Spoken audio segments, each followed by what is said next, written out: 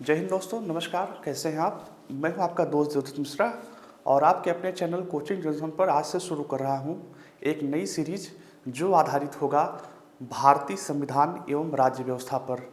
यह सीरीज आगामी UP PCS परीक्षा और यूपीएसआई परीक्षा में बहुत ही ज़्यादा इम्पोर्टेंस रखेगा, बहुत ही ज़्यादा लाभकारी होगा। साथ ही साथ वे बच्चे जो triple S C UP triple S C द्वारा आयोजित होने वाली पीटी की परीक्षा की तैयारी कर रहे हैं और यूपी टीटी की परीक्षा की तैयारी कर रहे हैं, उन सब लोगों के लिए भी यह सीरीज अत्यंत महत्वपूर्ण होने जा रहा है।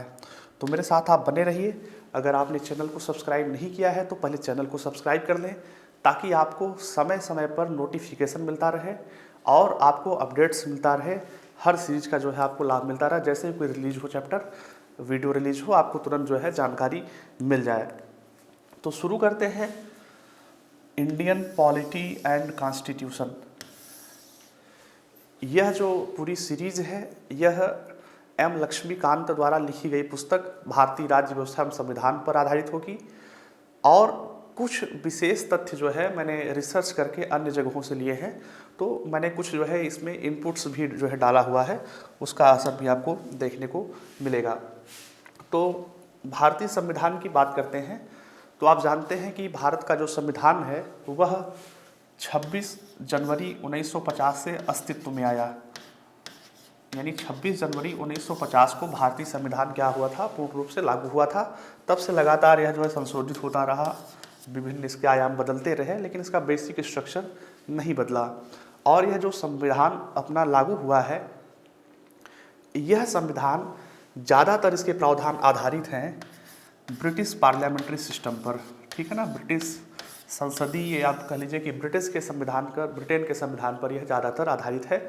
उसका कारण यह रहा है कि भारत पर जो है अंग्रेज़ों ने कई वर्षों तक शासन किया और उस शासन के दौरान ऐसी कई महत्वपूर्ण घटनाएं हुई जिस वजह से जो है अंग्रेज़ जो है भारत में समय समय पर क्रमिक रूप से जो है संवैधानिक विकास करने पर बाध्य हो गए। तो ऐतिहासिक पृष्ठभूमि से शुरू करेंगे। आप जानते हैं कि 1600 ईस्वी में, कब 1600 ईस्वी में ईस्ट इंडिया कंपनी की स्थापना हुई थी। ईस्ट इंडिया कंपनी की स्थापना हुई थी और इसका उद्देश्य क्या था? इसका उद्देश्य था पूर्व के देशों के साथ व्यापार करना। ठीक है ना, मैं बता रहा हूँ कि अंग्रेज जो है भारत में व्यापारी बनकर के आए थे, ट्रेडर्स बनकर के आए थे। तो 1600 ईस्वी में जो अंग्रेज ईस्ट इंडिया कंपनी जो व्यापार करने के लिए बनी थी, धीरे धीरे वह कैसे जो है व्यापार के अलावा स्वामी बन बैठी, प्रशासक बन बैठी। हम पहले उसके क्रम को देखेंगे और फिर यह देखेंगे कि किस तरीके से कंपनी के प्रशासन को समाप्त करके डायरेक्ट जो है ब्रिटेन की महारानी ने, या कह लीजिए ब्रिटेन के क्राउन ने, भारतीय शासन व्यवस्था का प्रबंधन अपने हाथों में ले लिया। ठीक है ना। तो 1600 ईस्वी में क्या हुआ? 1600 ईस्वी में ईस्ट इंडिया कंपनी की स्थापना हुई और उसके बाद जो है अंग्रेज धीरे धीरे करके भारत में व्यापार करने के इरादे से आए। जब भी वो यहाँ आए तो उन्होंने बताया कि मेरा केवल एक उद्देश्य है व्यापार करना। लेकिन धीरे धीरे आपने देखा होगा कि वह जो है कई क्षेत्रीय राजाओं के साथ जो है वह युद्ध में भाग लेने लगे और लड़ाइयाँ लड़ने लगे। इस क्रम में जो है आपने देखा होगा कि 1757 में उन्होंने प्लासी की लड़ाई लड़ी और जीत गए। 1764 ईस्वी में जो है बक्सर का युद्ध हुआ, उसको भी जो है उन्होंने जीत लिया। और बक्सर का युद्ध जो है भारत के संवैधानिक और ऐतिहासिक घटनाक्रम में बहुत महत्वपूर्ण स्थान रखता है, क्योंकि इस युद्ध के बाद से यह तय हो गया कि भारत में अब शासन कौन करेगा? भारत में अब शासन करेंगे अंग्रेज। उसका कारण यह था कि बक्सर के युद्ध में अंग्रेज़ों ने मुग़ल बादशाह और बंगाल के नवाब और अवध के नवाब तीनों की संयुक्त सेनाओं को एक साथ पराजित किया था। कहने का मतलब बक्सर युद्ध के बाद भारत में अंग्रेज सर्वोच्च शक्ति बनकर के उभरे। उसके बाद आप जानते हैं युद्ध के बाद जो है संधि होती है, तो 1765 में एक संधि हुई जिसका नाम है इलाहाबाद की संधि। इस इलाहाबाद की संधि से जो है अंग्रेज़ों को दीवानी का अधिकार मिल गया। बंगाल में क्या मिल गया? दीवानी का अधिकार मिल गया। दीवानी कहने का मतलब कर वसूलने का अधिकार मिल गया, टैक्स वसूलने का अधिकार मिल गया। इससे वो क्या बन गए? इससे वो व्यापारी की जगह क्या बनने लगे? शासक बनने लगे। भाई टैक्स वही वसूल सकता है जो क्या हो? शासक हो। तो कुल मिलाकर के 1765 ही वह वर्ष है जहाँ से अंग्रेजों का व्यापारी से स्वामी बनने की ओर प्रक्रिया का प्रारंभ हो गया। 1765 में इलाहाबाद की संधि ने जो है यह निर्धारित कर दिया। उसके बाद कुछ वर्ष ऐसे रहे 1765 से लेकर के 1773 तक ऐसे वर्ष रहे जिसमें जो है अंग्रेज मनमानी कर वसूले। अंग्रेज क्या किए? मनमानी कर वसूले और ईस्ट इंडिया कंपनी जो है खस्ता हाल हो गई। यानी अंग्रेजी जो कर्मचारी थे ईस्ट इंडिया कंपनी के, उन्होंने बेतहाशा टैक्स वसूला लेकिन कंपनी को नहीं दिया, जिससे कंपनी क्या हो गई? खस्ता हाल हो गई, लेकिन कर्मचारी क्या हो गए? माला माल हो गए। इस स्थिति को देखते हुए एक एक्ट लाया गया। सबसे पहला एक्ट है जिसे कहा जाता है रेगुलेटिंग एक्ट। क्या कहा गया? Regulating act. रेगुलेटिंग जैसे इसके नाम से ही स्पष्ट है, इसका काम था भारत में ईस्ट इंडिया कंपनी के प्रशासन को नियंत्रित करना। ठीक है ना? इसी उद्देश्य से लाया गया। और यह जान लीजिए कि यह जो है भारत में औपचारिक क्रम में अंग्रेज़ों द्वारा या कह लीजिए अंग्रेज़ों की तरफ से बनाया गया पहला कोई अधिनियम या कोई एक्ट था, रेगुलेटिंग एक्ट 1773। बंगाल का शासन अब क्या किया गया? गवर्नर जनरल तथा 4 सदस्यीय परिषद में निहित किया गया। कहने का मतलब इसके पहले तक जहाँ जहाँ अंग्रेज़ों का शासन था, जैसे आप देखे होंगे, अगर मैं आपको यहाँ भारत का मैप बना दूँ तो आप देखे होंगे कि बंगाल, बिहार, उड़ीसा, मुंबई, मद्रास, इन सब जगहों पर जो है अंग्रेज़ों की सत्ता थी और इन सब जगहों का प्रशासन जो है अंग्रेज गवर्नर के माध्यम से चलाते थे। किसके माध्यम से? गवर्नर के माध्यम से चलाते थे। जितने शहर थे ये सब शहर, वहाँ उन शहरों पर अंग्रेज़ों की तरफ से क्या होता था? ईस्ट इंडिया कंपनी की तरफ से क्या होता था? एक गवर्नर होता था। तो 1773 के बाद क्या किया गया? बंगाल का शासक एक गवर्नर जनरल को दे दिया गया। कहने का मतलब जो गवर्नर था उसको क्या बना दिया गया? बंगाल के गवर्नर को क्या बना दिया गया? गवर्नर जनरल बना दिया गया। और उसके साथ जो है एक 4 सदस्यीय एग्जीक्यूटिव बनाई गई। मतलब काम करने की जो है जैसे 4 सदस्यीय और अधिकारी बनाए गए जो प्रशासन में क्या करते थे? सहयोग करते थे। और वारेन हेस्टिंग को क्या किया गया? पहला गवर्नर जनरल बनाया गया। ठीक है ना? पहला, भारत का पहला गवर्नर, बंगाल का कह लीजिए, भारत का नहीं। अभी किसकी बात हो रही है? बंगाल की बात हो रही है। अभी तक अंग्रेज़ों का पूरे भारत में जो है शासन नहीं है। उन्होंने अपने शासन का केंद्र बिंदु कहाँ बनाया हुआ है? बंगाल को बनाया हुआ है। बंगाल में उन्होंने वारेन हेस्टिंग को क्या बना दिया गया? गवर्नर जनरल बना दिया गया। किस अधिनियम के तहत? रेगुलेटिंग एक्ट 1773 के तहत। और उसके एग्जीक्यूटिव में क्लेवरिंग, मानसन, बरवेल तथा फिलिप फ्रांसिस को सदस्य के रूप में स्थापित किया गया। ठीक है ना? और इस अधिनियम के द्वारा, इस रेगुलेटिंग एक्ट के द्वारा और क्या काम किया गया? इस रेगुलेटिंग एक्ट के द्वारा मद्रास तथा बम्बई प्रेसिडेंसियों को बंगाल प्रेसिडेंसी के अधीन कर दिया गया। सबसे महत्वपूर्ण काम यह है कि जो मद्रास प्रेसिडेंसी थी और बम्बई प्रेसिडेंसी थी उसको बंगाल प्रेसिडेंसी के अधीन कर दिया गया। यानी बंगाल के गवर्नर जनरल को ही तीनों प्रेसिडेंसियों का गवर्नर जनरल बना दिया गया। मतलब बंगाल क्या बन गया? शासन का केंद्र बिंदु बन गया। बंगाल का गवर्नर जनरल बंगाल के साथ साथ मद्रास और बम्बई का भी शासन व्यवस्था संचालित करने लगा। ठीक है ना? और क्या किया गया? और इस अधिनियम द्वारा कलकत्ता में एक उच्चतम न्यायालय की स्थापना की गई, सुप्रीम कोर्ट की स्थापना की गई। कहाँ? कलकत्ता में। ठीक है ना? रेगुलेटिंग एक्ट 1773 के तहत एक महत्वपूर्ण काम किया गया। कलकत्ता में एक सुप्रीम कोर्ट की स्थापना की गई और इसके पहले जो मुख्य न्यायाधीश थे उनमें जो है मुख्य न्यायाधीश थे सर एलिजा एमपी, ठीक है ना, क्या थे, सर एलिजा एमपी जो है उनके मुख्य न्यायाधीश बनाए गए, ठीक है ना। सर एलिजा एमपे को उच्चतम न्यायालय यानी सुप्रीम कोर्ट का प्रथम मुख्य न्यायाधीश नियुक्त किया गया, ठीक है। और इस न्यायालय को दीवानी, फौजदारी, जल सेना तथा धार्मिक मामलों में व्यापक अधिकार दिया गया। न्यायालय को यह भी अधिकार दिया गया था कि वह कंपनी तथा सम्राट की सेवा में लगे व्यक्तियों के विरुद्ध मामलों की सुनवाई कर सकता था। तो सुप्रीम कोर्ट की स्थापना की गई ताकि जो है जो विवाद की स्थिति उत्पन्न हो उसका निपटारा किया जा सके, किसके जरिए, सुप्रीम कोर्ट के जरिए। तो 1773 के रेगुलेटिंग एक्ट ने जो 2-3 महत्वपूर्ण काम किए उसको मैं फिर से समराइज कर दे रहा हूँ। पहला काम किया उसने, बंगाल के गवर्नर को नाम दे दिया गया गवर्नर जनरल और मद्रास तथा बम्बई प्रेसिडेंसी को उसके अधीन कर दिया गया। दूसरा काम किया गया, कलकत्ता में एक सुप्रीम कोर्ट की स्थापना की गई।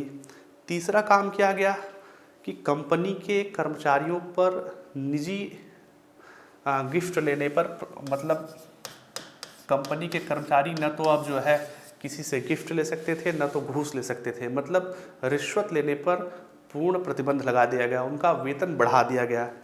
और क्या किया गया, और जो उच्चतम न्यायालय था उसके प्रथम न्यायाधीश को नियुक्त किए थे, सर एलिजा एमपी नियुक्त किए गए थे। दूसरा, इसके अलावा क्या किया गया, इस प्रकार 1773 के एक्ट के द्वारा भारत में कंपनी के कार्यों में ब्रिटिश संसद का हस्तक्षेप व नियंत्रण प्रारंभ हुआ। भारत में ब्रिटिश संसद का हस्तक्षेप किसके जरिए प्रारंभ हुआ, रेगुलेटिंग एक्ट 1773 के जरिए, क्योंकि यही वह पहला कानून था जो भारत में बनाया गया, भारत के प्रशासन के लिए बनाया गया, ठीक है ना। किसके जरिए बनाया गया, ब्रिटिश संसद के जरिए बनाया गया था, ठीक है ना। जैसे आप देखते हैं कि अभी वर्तमान समय में भारत में कोई कानून बनता है तो कैसे बनता है, भारत की संसद बनाती है।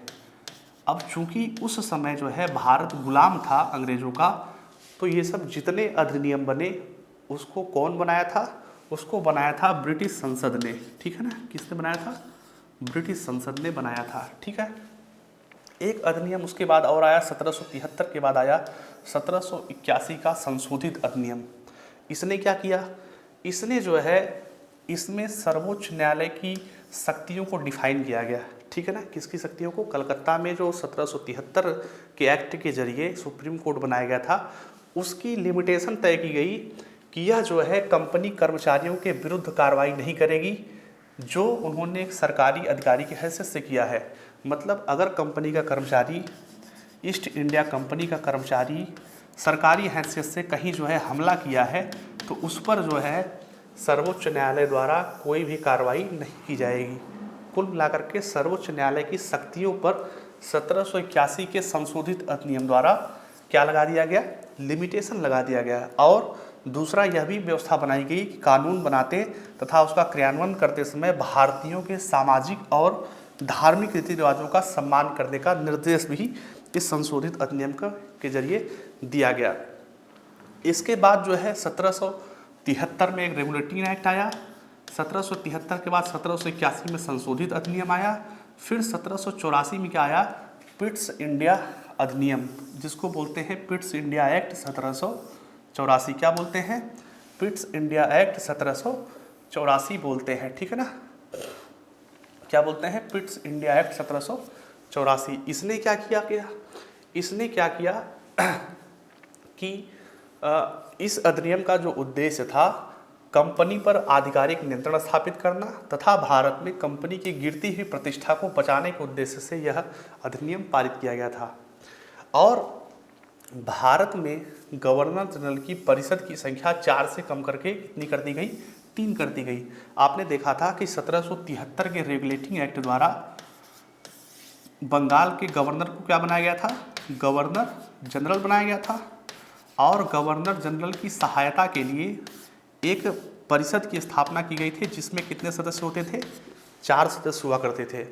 अब उन सदस्यों की संख्या को 4 से कम करके कितना कर दिया गया, 3 कर दिया गया। किसके जरिए, पिट्स इंडिया एक्ट 1784 के जरिए, ठीक है ना।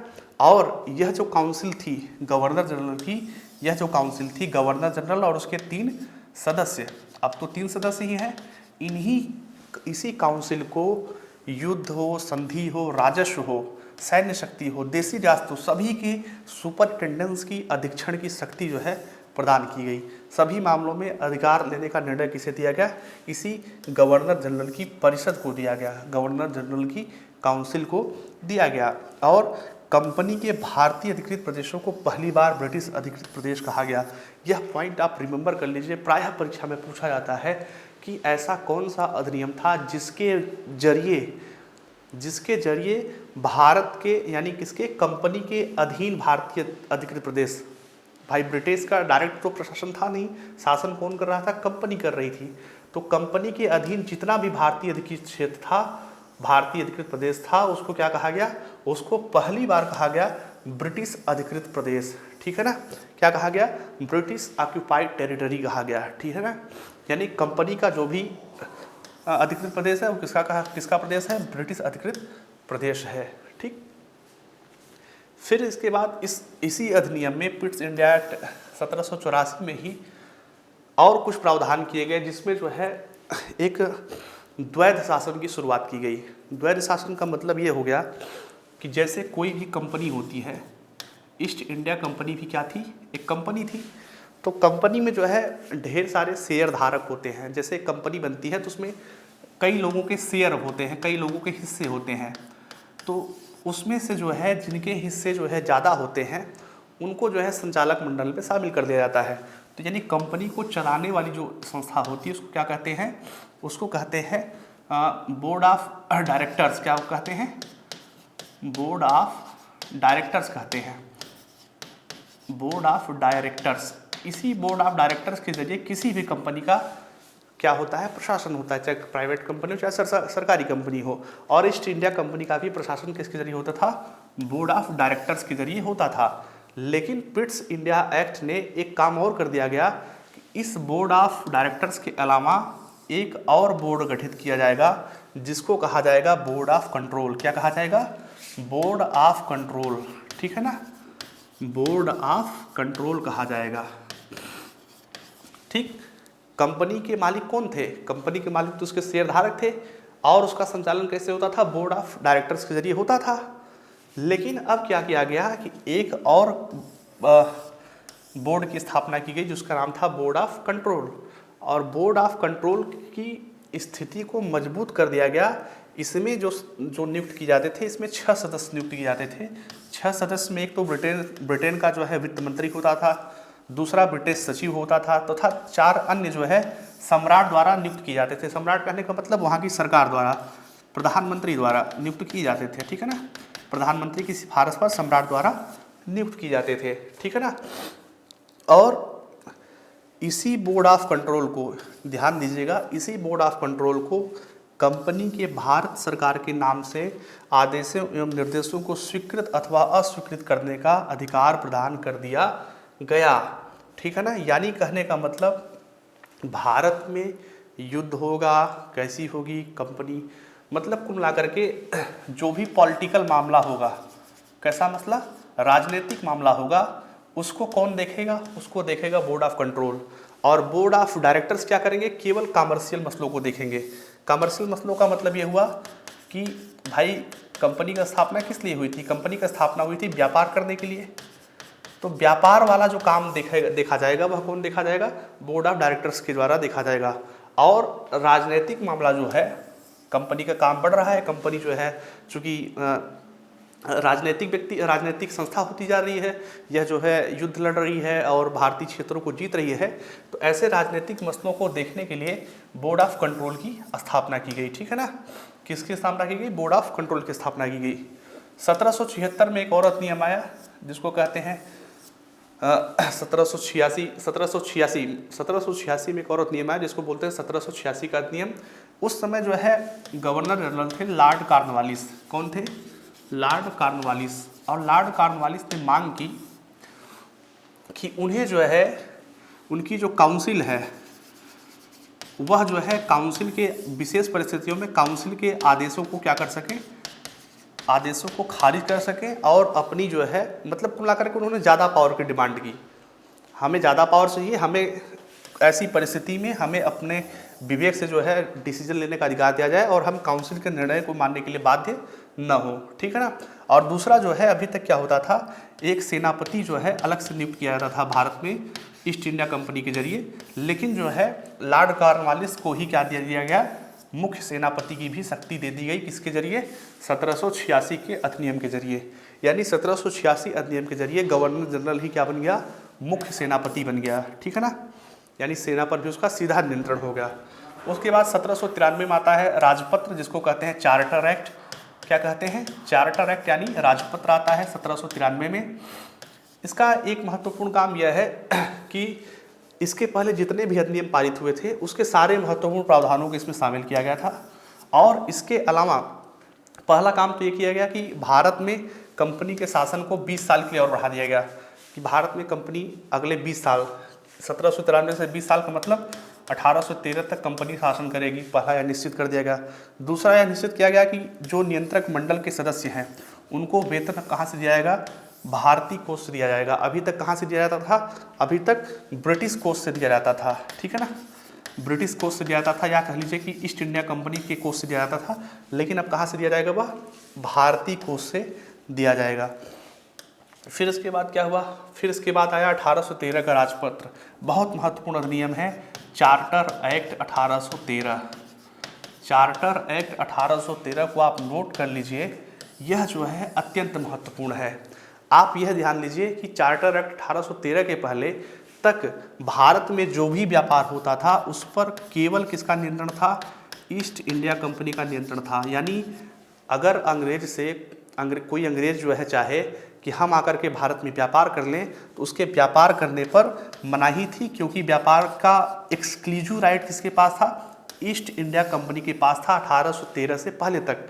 तो वहाँ जो है ब्रिटेन में देखा गया कि भाई ये तो कंपनी बहुत लाभ कमा रही है, तो ब्रिटेन के जो है व्यापारियों में जो है इन्होंने मांग कर दी सरकार के सामने कि हमें भी जो है क्या किया जाए, भारत से व्यापार करने की अनुमति दी जाए, क्यों केवल ईस्ट इंडिया कंपनी ही व्यापार करे।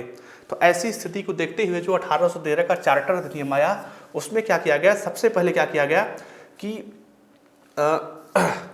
कंपनी का भारतीय व्यापार पर एकाधिकार समाप्त कर दिया गया। और क्या किया गया, अंग्रेज के भी और यूरोप के जो अन्य व्यापारी थे उनको भारत में सीधे व्यापार करने की क्या दी गई, अनुमति दी गई। यानी कंपनी का भारतीय व्यापार पर एकाधिकार क्या हो गया, समाप्त हो गया। लेकिन कंपनी अभी भी चीन से व्यापार और चाय से व्यापार, इन दोनों में कंपनी के अलावा और कोई व्यापार नहीं कर सकता था। ऐसा नियम अभी भी बना रहा, ठीक है ना। कानून क्या बना रहा कि ईस्ट इंडिया कंपनी अभी भी चीन से अकेले व्यापार करेगी और चाय का व्यापार भी केवल ईस्ट इंडिया कंपनी करेगी। कौन करेगी, ईस्ट इंडिया कंपनी ही करेगी। लेकिन बाकी सारे क्षेत्रों में अंग्रेज के अन्य व्यापारियों को और यूरोप के अन्य व्यापारियों को व्यापार करने की छूट दे दी गई। कहने का मतलब कंपनी की जो ट्रेड मोनोपोली है, व्यापारिक जो मोनोपोली थी, उसको क्या कर दिया गया, समाप्त कर दिया गया। व्यापार का एकाधिकार क्या कर दिया गया, समाप्त कर दिया गया। इस पॉइंट को नोट कर लीजिएगा, पूछा जाता है परीक्षा में कि किस अधिनियम के जरिए कंपनी का व्यापारिक एकाधिकार समाप्त कर दिया गया। तो आप बताएंगे कि चार्टर एक्ट 1813 के जरिए ईस्ट इंडिया कंपनी का व्यापारिक एकाधिकार समाप्त कर दिया गया। इसके साथ ही साथ ईसाई मिशनरियों को भारत में धार्मिक सुविधाओं की मांग, मतलब ईसाई मिशनरियों को भारत में जो है आने की अनुमति दे दी गई कि वो आए जो है और अपना मिशनरी कार्य क्या करें, जारी करें। दूसरे, लॉर्ड वेलेस्ली की भारत में आक्रामक नीति तथा कंपनी की शोचनीय आर्थिक स्थिति के कारण 1813 का चार्टर अधिनियम पारित हुआ था, ठीक है ना। इसने क्या किया, इसने और काम किया, ईसाई मिशनरियों को भारत में धर्म प्रचार करने की अनुमति दे दी। इसके बाद से क्या हुआ, ईसाई मिशनरी जो है भारत में आने लगे और भारतीयों को जो है हिंदू या मुस्लिम जो भी थे उनको ईसाई में कन्वर्ट करने लगे, ठीक है ना। ईसाई मिशनरियों को मिशन हेतु भारत में आने की अनुमति दे दी गई तथा 1 लाख रुपए हर साल, पहली बार 1 लाख रुपए हर साल भारतीयों की शिक्षा के लिए सरकार द्वारा खर्च करने का निर्देश दिया गया। यानी 1813 में एक काम और हुआ भारतीयों की शिक्षा के लिए प्रबंध किया गया कि हर साल 1 लाख रुपए जो है भारतीयों की शिक्षा पर खर्च किया जाएगा। इस अधिनियम द्वारा ऐसा डिसीजन लिया गया। और एक काम क्या किया गया, कंपनी को अगले 20 वर्षों के लिए और जो है शासन दे दिया गया। यानी हमने देखा था 1793 में 20 सालों के लिए शासन बढ़ाया गया था, तो कहाँ तक पहुँच गया था 1813 में। फिर 1813 में शासन बढ़ा दिया जाएगा 20 सालों के लिए, कहाँ पहुँच जाएंगे 1833 में। यानी इन 20 सालों में कोई और कानून नहीं बनाया गया। 1793 से 1813 के बीच में कोई कानून नहीं बना और 1813 से 1833 के बीच में कोई कानून नहीं बना। तो इसके बाद क्या आता है, इसके बाद आता है 1813 का राजपत्र, यानी 1813 का चार्टर एक्ट, ठीक है ना। चार्टर एक्ट ऑफ 1833 आता है।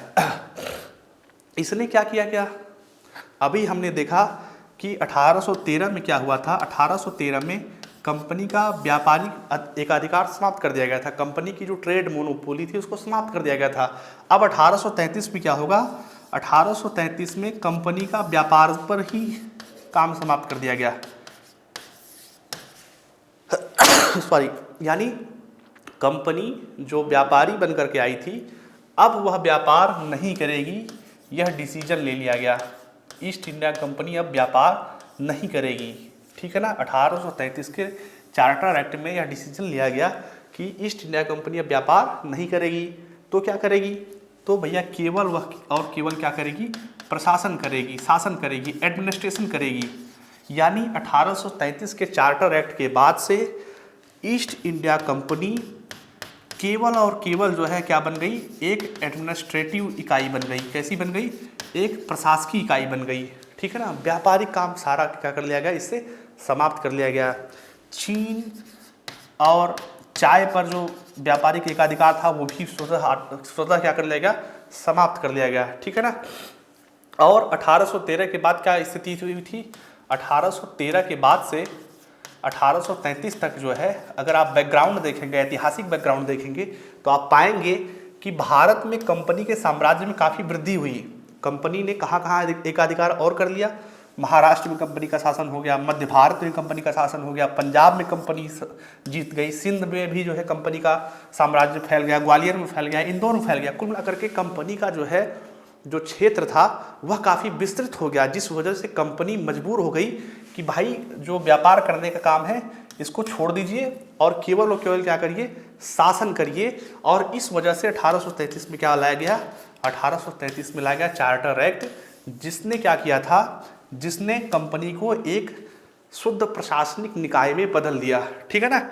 और चाय एवं चीन के साथ भी व्यापार कर दिया गया, समाप्त कर दिया गया। बंगाल के गवर्नर जनरल को संपूर्ण भारत का गवर्नर जनरल घोषित कर दिया गया। ध्यान दीजिए, 1833 में ही भारत में कह लीजिए कि पूरे भारत को नियंत्रण करने के लिए बंगाल के गवर्नर जनरल को क्या बना दिया गया, भारत का गवर्नर जनरल बना दिया गया, ठीक है ना। वो किसका गवर्नर जनरल बना दिया गया, भारत का गवर्नर जनरल बना दिया गया। और ऐसे पहले व्यक्ति कौन थे, ऐसे पहले व्यक्ति जो भारत के गवर्नर जनरल बने उनका नाम था लॉर्ड विलियम बेंटिंक। क्या था, लॉर्ड विलियम बेंटिंक। यानी अगर आपसे कोई पूछे कि बंगाल का पहला गवर्नर जनरल कौन था, तो बंगाल के लिए आप बताएंगे कि बंगाल का पहला गवर्नर जनरल था वारेन हेस्टिंग। कौन था, वारेन हेस्टिंग। बंगाल में ढेर सारे गवर्नर हुए, लेकिन बंगाल का जो पहला गवर्नर जनरल हुआ वो कौन था, वारेन हेस्टिंग था। उसके बाद भारत में भारत का पहला गवर्नर जनरल कौन था, भारत का पहला गवर्नर जनरल बना लॉर्ड विलियम बेंटिंक। क्यों, कौन बना, लॉर्ड विलियम बेंटिंक, ठीक है ना।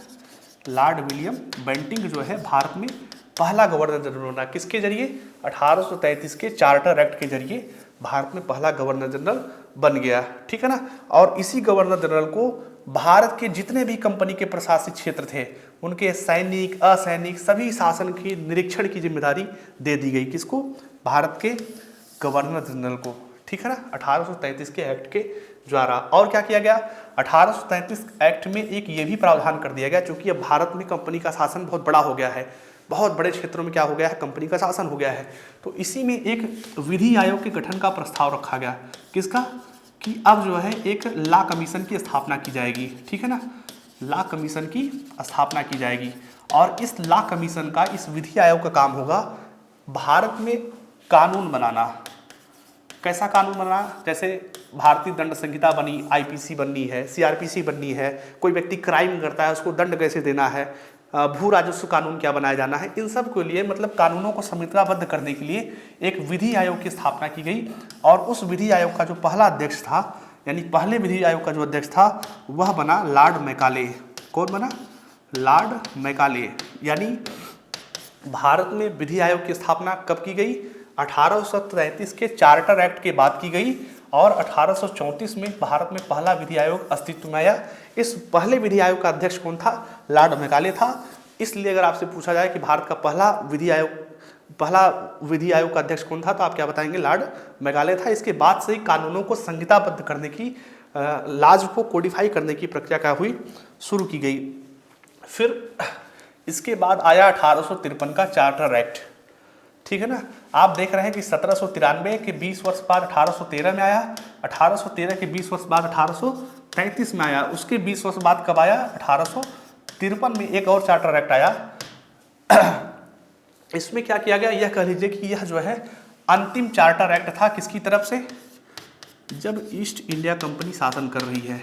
अभी शासन कौन कर रही है? अभी शासन कर रही है ईस्ट इंडिया कंपनी। कौन शासन कर रही है? ईस्ट इंडिया कंपनी शासन कर रही है। लेकिन 1857 की जब क्रांति हो जाती है, आप जानते हैं, तो 1857 की क्रांति के बाद ईस्ट इंडिया कंपनी को समाप्त कर दिया जाता है और शासन व्यवस्था सीधे किसके हाथ आ जाती है? ब्रिटेन की महारानी, या कह लीजिए कि ब्रिटेन के क्राउन के अधीन आ जाता है। क्राउन का मतलब चाहे वहाँ राजा मुख्य हो और चाहे महारानी मुख्य हो, उसके अधीन सीधे सीधे जो है भारत की शासन व्यवस्था आ जाती है और कंपनी शब्द का जो है उल्लेख खत्म हो जाता है। कुल मिलाकर के 1853 ही जो है अंतिम चार्टर एक्ट था। किसके लिए? यानी इसके बाद से क्या होता है? ईस्ट इंडिया कंपनी का अस्तित्व समाप्त हो जाता है। ठीक है ना?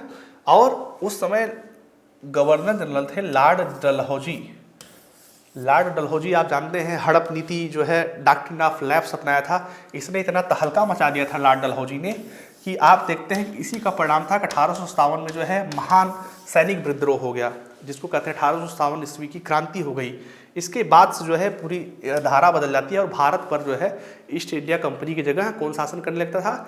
सीधा सीधा ब्रिटेन करने लगता था, ब्रिटेन का शासक करने लगता था, ब्रिटेन का राजा करने लगता था। ठीक है ना? ब्रिटेन के राजा की वही हैसियत है, ब्रिटेन के राजा या रानी की वही हैसियत है जो हैसियत किसकी है? भारत के राष्ट्रपति की है। ठीक है ना? यानी कुल मिलाकर के कह लीजिए कि ब्रिटिश जो है ऑफिशियली 1858 से जो है शासन करने लगे। तो 1858 के बाद के 1858 के अधिनियम और उसके बाद के अधिनियमों पर हम बाद में चर्चा करेंगे। आज का हमारा काम क्या रहेगा? 1853 के अधिनियम को समाप्त करके इसके चार्टर एक्ट को अध्ययन करके इस लेक्चर को विराम दिया जाए। तो 1853 के चार्टर एक्ट में क्या काम किया गया? यह प्रावधान किया गया कि ब्रिटिश संसद कभी भी भारत में कंपनी के शासन को समाप्त कर सकती है। दूसरा जो है, बंगाल के लिए एक अलग गवर्नर जनरल की नियुक्ति कर दी गई है। यानी भारत का गवर्नर जनरल तो था ही, भारत के गवर्नर के अलावा बंगाल में एक अलग से गवर्नर बना दिया गया कि भाई तुम केवल बंगाल का काम देखो और भारत का जो गवर्नर जनरल है वो पूरा का पूरा जो है शासन अलग से देखता रहेगा। ठीक है ना? और क्या किया गया? और विधायी कार्यों को प्रशासनिक कार्यों से अलग करने की व्यवस्था की गई। मतलब 1853 में एक और काम हो गया। 1853 में एक और काम हो गया, उसमें जो है दो व्यवस्थाएं हो गई। एक हो गई विधायिका की व्यवस्थाएं और दूसरा क्या हो गया? कार्यपालिका की व्यवस्थाएं। विधायिका मतलब होता है कानून बनाना, विधायिका मतलब क्या होता है? कानून बनाना। और कार्यपालिका क्या करती है? उस कानून को लागू करती है। मैं किसी दिन विधायिका और कार्यपालिका के अंतर को बहुत अच्छे ढंग से समझाऊंगा, क्योंकि बहुत सारे लोगों को कन्फ्यूजन रहती है कि विधायिका क्या करती है और कार्यपालिका क्या करती है, दोनों में क्या संबंध है। तो मैं भारतीय परिप्रेक्ष्य में इन सारी चीज़ों को स्पष्ट ढंग से समझाऊंगा। तब तक के लिए जो है आप मुझे विदा दीजिए, लेकिन ज़रूर बने रहिए कोचिंग जंक्शन के साथ। आपका बहुत बहुत धन्यवाद, बहुत बहुत नमस्कार। आपका दिन, आपकी रात्रि शुभ रहे।